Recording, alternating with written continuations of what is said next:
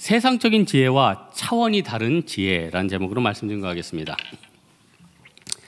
여러분, 사실 우리가 세상을 살아가면서 정말 중요한 거, 우리 내적인 상태 아니겠습니까? 또 우리 정신의 상태, 또 나의 마음의 변화. 이 말세가 될수록 사회가 혼미해지고요, 가치관이 혼돈돼 있고 오염돼 있습니다. 그러니까 세상에서 그렇게 존경할 만하다 이런 사람들도 사실 그 사람의 삶으로 들어가면은 온전치가 않아요. 뭐 우린 다 온전합니까? 다들 온전치가 않죠. 근데 온전치 않은데 그래도 이제 신앙적으로 어떤 사람은 하나님께서 이렇게 잘 컨트롤해 주시는 사람이 있는데, 어떤 사람은 죄 짓고 범죄하고 그래도 하나님 앞에 무릎 꿇으면 살려주는데 자꾸 하나님으로부터 범죄하고 멀어지니까 어떻게 돼요? 더 인생이 꼬이게 되는 거죠. 여러분, 다른 것보다도 오늘 본문에 보니까 솔로몬이 그토록 원하는 것 중에 하나가 지혜의 그늘 아래 있으래요. 그러니까 여기 12절에 보니까 지혜의 그늘 아래 있음이 돈의 그늘 안에 있음과 같다. 지혜라는 게 뭘 뜻합니까? 어떤 영향력이라는 거예요. 돈의 그늘은 세상의 영향력인데 그것보다 훨씬 가치 있다는 거예요.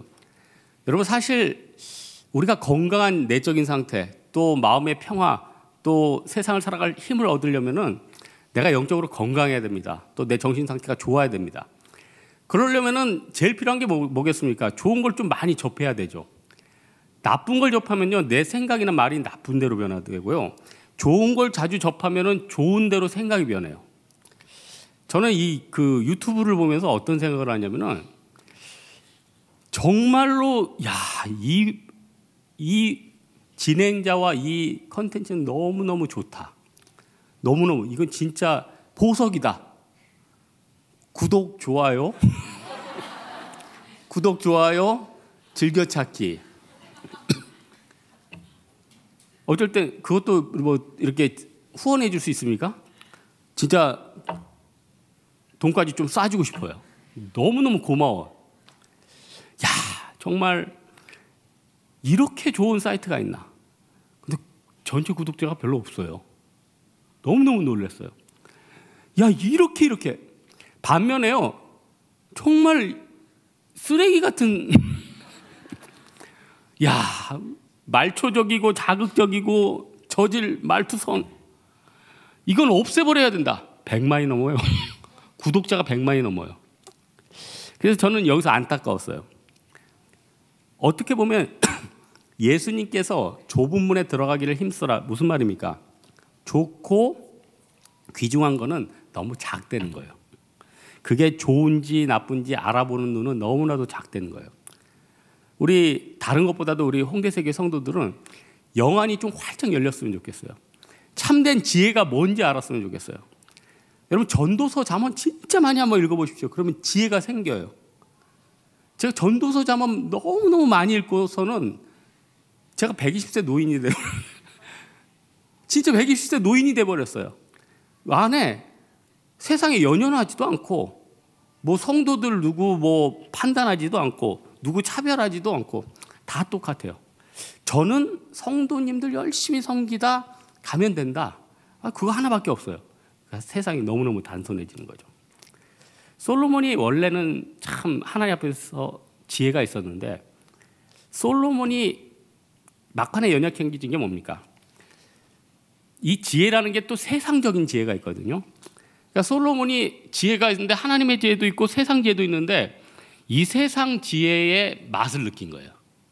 자기가 어떤 말, 솔로몬이 야, 외국 왕한테 이거 했더니 돈이 돼. 에시온게벨 옆에 철광석이 있는데 그걸 팔아서 애굽한테 넘겨줬으니까 돈이 돼. 그거 어떻게 돼요?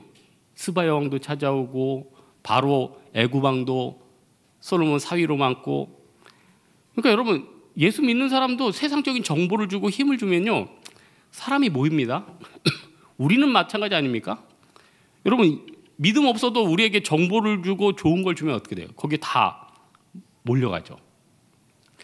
여러분, 사람들은 뭐 좋다 그러면 확 몰려요. 야, 여러분, 옛날에 네덜란드 아시죠? 튤립이 너무너무 거기서 예쁘게 나니까 그 외국에서 그거를 그렇게 많이 수입을 하네요. 그러다 보니까 튤립에 대해서 이 더 좋은 종자 하다 보니까 나중에는 튤립 하나 좋은 종자의 집 10채값 뭐 이렇게 돼버린 거예요. 그래서 사람들이 너나 없이 튤립을 키우기 시작하죠. 어떻게 됐어요? 폭락해버리죠. 어느 날 사람들이 튤립에 대해서 관심이 끊어져요. 그리고 튤립은 많아져요. 다 사라지는 거죠. 여러분, 우리가 세상을 쫓고 있는 거 다 마찬가지입니다. 주식 요즘 엄청 수십조 날라갔다면서요. 또 뭐 비트코인, 어떤 형제는 비트코인 때문에 자기가 돈을 많이 잃었는데 오히려 고마웠대요. 그래서 자기가 중독에서 벗어났대. 그게 안 꺼졌으면 자기는 계속 거기 매여 있을 거라고. 일본 같은 경우 뭐 부동산이 폭락을 했고, 세상에서 주는 건요, 어느 날 물거품, 중국어로 로콩, 물거품처럼 사라져 버린다는 겁니다. 요즘 신앙생활 깊이 하면서 제가 제 자신을 돌아보니까 두 가지를 느껴요. 무력감을 느껴요. 무력감은 뭐냐면은, 이게 성도들을 사랑하는데 이렇게 여러분이 잘 변화가 안 되잖아요. 그러니까 무력감을 느껴요. 예? 근데 사실 여러분을 기쁘게 해주고 싶어. 그래서 아까 예배 드린다, 성도들을 어떻게 기쁘게 해줄까? 그래, 빨리 축도하고 보낼까? 아니 진짜 내 마음은 여러분을 좀 기쁘게 해주고 싶어. 그래, 내가 설교를 빨리 끝내서라도 성도가 기쁘게 하면. 여러분, 근데 야, 우리 사람 다 영적인 존재. 우리 유초등배들이 목사님 오늘 몇 부예요? 그러니까 저녁 예배. 와, 왜 이렇게 좋아해? 그랬더니 오늘 빨리 간다. 야, 애들도 영특해. 나는 좀 빨리 끝내는 걸 아는 거야. 야, 오늘 빨리 간다. 엘리베이터에서 뛰고 나라. 오늘 엄마 아빠 손잡고 빨리 간대. 제가 그때 그걸 붙들었죠. 내 사명은 이거다. 내가 설교는 못해도 목사님보다 먼저 끝낸다. 여러분, 청년 예배 때 제가 6시 넘어서 끝내는 거 봤어요? 59분에 해도 그대로 바로 축도해요. 우리 성도들 밥이라도 먹어라. 에? 내 말씀의 밥을 못 먹었으니까 나가서 밥이라도 사 먹어라. 그런 마음이 있거든요. 그런 무력감을 하나 느끼고, 또 하나는 내가 지금 노력하는 게 과연 뭐가 의미가 있나? 지금 중국어를 하고 영어를 하고 뭐 다른 공부를 하고, 이게 과연 여러분들한테 무슨 유익이 될까? 제가 지금 요즘 공부하기 싫어서 그런 거 아닙니다. 제가 공부에 슬럼프에 빠져서 그런 게 아니에요. 또 이게 나한테 또 무슨 의미가 있나? 저 초등학교 때 뭐 피아노, 주사 이런 거 다 했는데, 여러분 시간 지나면 다 그거 헛되지 않아요. 물론 어렸을 때 뭐 두뇌 개발도 되겠죠. 또 그걸 통해서 삶의 지경이 넓어지겠죠. 하지만 우리가 지금 그렇게 관심 가지고 있는 재테크, 취미생활, 좋은 자전거, 자동차, 어쨌든 이거 다 없어지는 거 아니에요? 그래도 우리는 세상에서 한번 살아볼 거라고. 세상이 사실 여러분 제로섬 게임 아니에요? 외국인들이 요만큼 사면 우리나라 사람은 이만큼 사고, 뭐 기관이 사고 해가지고 서로 그 이익을 나눠 먹는 거 아니에요? 부동산도 이쪽에서 오르면 저쪽에서 팔고 이래서 나눠 먹는 거 아니에요? 비트코인도 수요가 저럴 때 들어가가지고 선점한다면 팔아먹고. 여러분, 어떻게 보면 세상은 다 제로섬 게임입니다. 왜 제로섬 게임이냐? 어떤 사람은 그래요. 세상은 윈윈이라고. 서로 그것도 맞긴 맞는데, 한정된 자원에서는 제로섬 게임이 많아요. 영희가 철수 오빠를 좋아하면 순이와 경쟁을 해야 돼. 예? 안 그래요? 철수 오빠는 순이랑 영희 중에 한 명을 결정해야 되잖아요. 철수는 솔로몬이 아니란 말이에요. 그러니까 세상은 이 제로섬 게임에서 내가 살려니까 어떻게 해요? 상대방 죽여야 되는 거죠. 바리새인들하고 세리들이, 사마리아인들이 왜 이렇게 싸웠습니까? 결국 자기들 기득권 싸움 아니에요? 내가 이 기득권을 가져와야겠다. 여러분, 지금 우리 성도들이 사실 세상살이가 녹록치 않아요. 어떤 분들, 목사님 이번에 계약 안 되면 저 진짜 부도 납니다. 부도. 목사님 이번에 취직 안 하면 저 진짜 죽습니다. 죽어. 목사님 이번에 이거 금융 회생 안 되면 저 진짜 죽습니다. 근데 제가 그런 성도들에게 진짜 해주고 싶은 마음이 있어요. 저도 홍해 앞에서 많이 서봤거든요. 이 홍해가 안 갈라지면 저는 죽는 거예요. 퇴로가 없어요. 이 홍해는 꼭 갈라져야 되는 거예요. 근데 홍해예요. 물은 갈라질 기미가 안 보여요. 여러분, 그 심정 아십니까? 알겠죠. 지금 다 홍해 앞에 있으니까. 그런데 하나님 앞에 기도했더니 홍해를 갈라주시는 거예요. 홍해 속에서 미리암이 왜 미친 듯이 춤추는지 알겠어요. 홍해를 결국 갈라주시더라고. 아무리 위기 때에도 소돔과 고모라가 멸망할 때도 하나님은 롯의 가족을 구원하셨고요. 아무리 기근이 왔을 때도 요셉을 통해서 요셉 가족을 구원해 주셨다는 거예요. 이게 바로 하나님의 지혜라는 거예요. 세상 지혜는요, 제로 싸움 한계가 있어요. 하나님의 지혜는 영원하고 하나님은 창조자예요.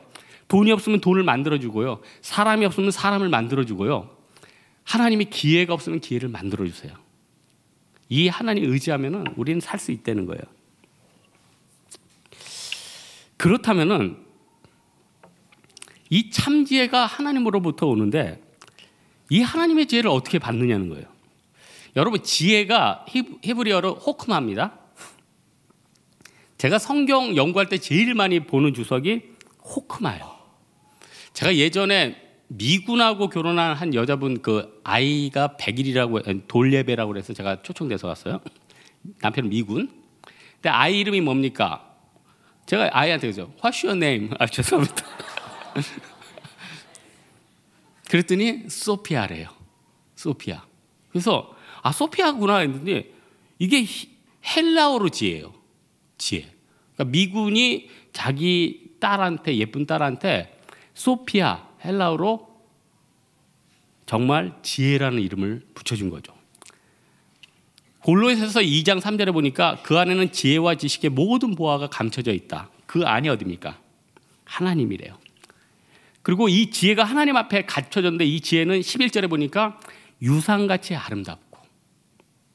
여러분, 유산 말로만 들어도 좋죠. 근데 유산은 대부분 드라마에서 존재하지 일반 사람들은 참 유산이 적어요.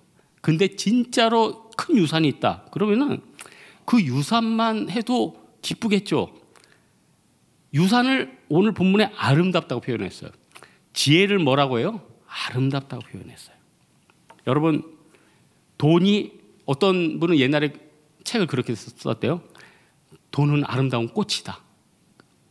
돈을 꽃이라고 생각하는 사람 많아요. 아름답대요. 근데 솔로몬 뭐라고 그래요? 돈이 아름다운 것도 아름다운데 지혜가 아름답대요. 이 지혜를 통해서 모든 것들이 흘러넘친대요. 여러분, 제가 올 초인가요? 어떤 사업하는 분이 회사를 부단히 꾸며, 회사에 막 사람 불러가지고 페인트 칠을 하고 이제 회사 한번 잘해보겠다고. 그리고 뭘 막 그 사무실을 바꾸고 막 열심히 노력을 해요. 기도해 드렸죠. 잘 되게 기도했죠. 정말 한 10년간 열심히 뛰어보겠다고. 근데 그분이 잘 됐어요. 그 회사를 아주 비싸게 팔았어요. 근데 그분은 올 초만 했어도 이 회사를 열심히 가꾸고 다듬어가지고 내가 10년 만년 있겠다고 생각을 했는데 그 회사를 팔았다니까요. 여러분, 지난주에 어떤 축구협회 구단주가 헬기에서 떨어져서 죽었죠. 그분이 헬기에서 떨어질 줄 어떻게 알았겠어요? 여러분, 우리 하나님은요, 우리 인생을 길게 보세요. 여러분, 내년 말에 여러분 어떻게 될지 모릅니다. 내년 말에 여러분 어떤 사람들 엄청난 축복을 받아서 내 인생이 뻥 하고 열리는 사람이 있을 거고, 어떤 사람은 내년에 올해는 진짜 누구한테 밥 얻어먹었는데 내년에는 다른 사람이 열심히 사줄 수도 있고, 어떤 사람은 올해는 진짜 혼자였는데 내년에는 새로운 사람을 만날 수도 있고, 어떤 사람은 기회가 없었는데 기회가 열릴 수도 있고. 여러분, 하나님이 우리를 바라보는 게 뭡니까? 1년 단위로 바라봅니까? 2년 단위로 바라봅니까? 아니면 10년 단위로 바라봅니까? 하나님은 우리 인생 전체를 바라보고 계십니다. 1년, 2년, 3년.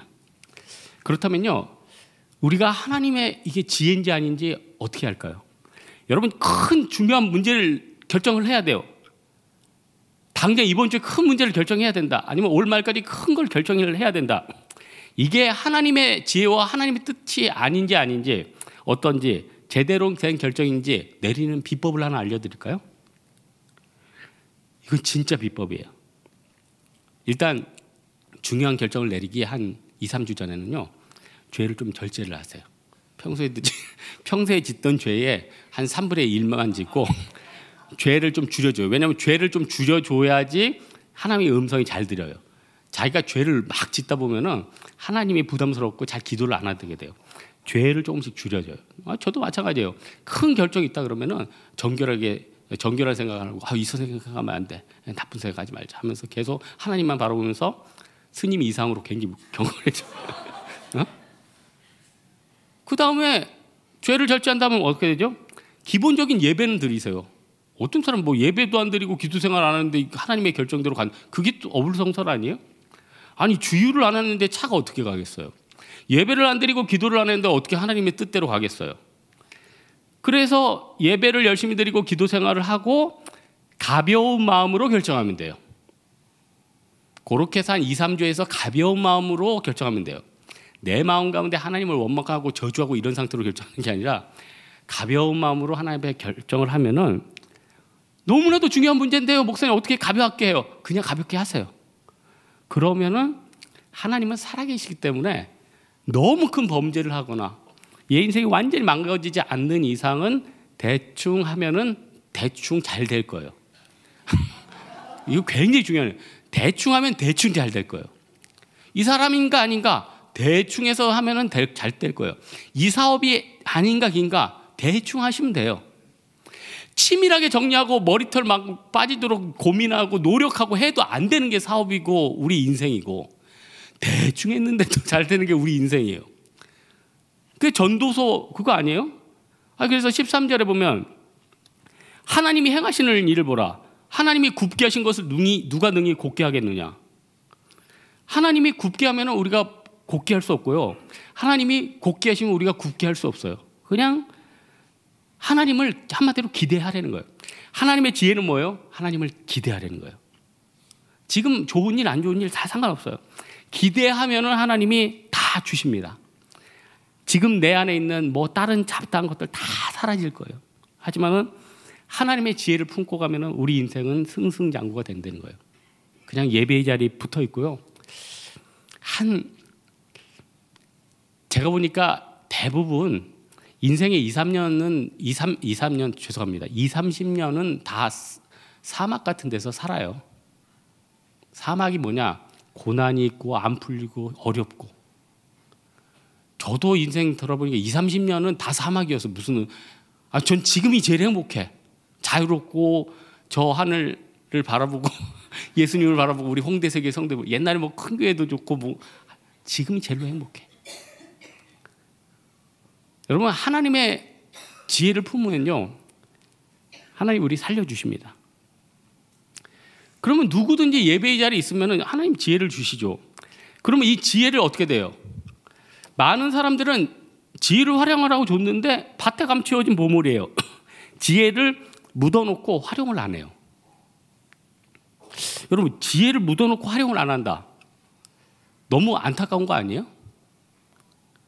아니 활용하면 저는 요즘 제가 꾸준히 그래도 업무를 위해서 컴퓨터를 공부를 해요. 그래서 목사님 부팅하는 거예요. 그 정도가 아니라 컴퓨터를 그래픽도 하고 뭐도 한단 말이에요. 그래서 제가 내일 신방 가는 것도 일부러 거기다가 제가 지도에다가 그리고 한 거 그거 우연히 그린 거 아닙니다. 제가 연습하면서 올려본 거예요. 우리 교육자들끼리 하는 거예요. 활용을 하면은 뭐든 좋잖아요.